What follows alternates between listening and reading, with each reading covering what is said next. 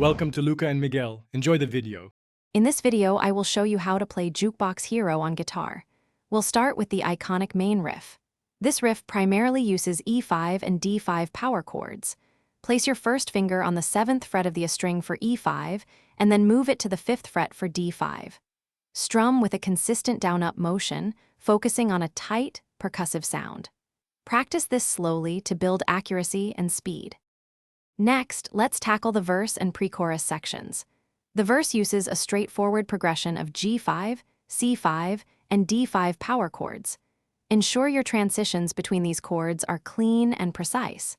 For the pre-chorus, you'll shift to a 5 and G5, building tension before the main chorus.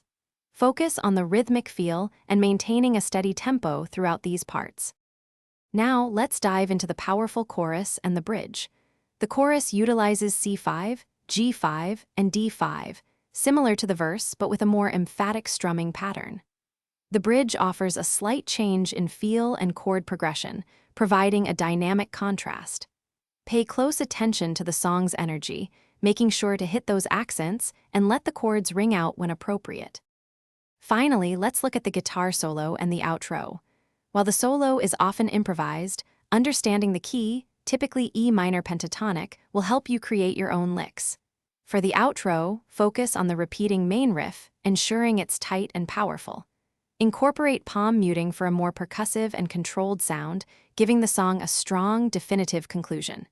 Keep practicing. Thanks for watching and please subscribe. It's the best investment you'll ever make.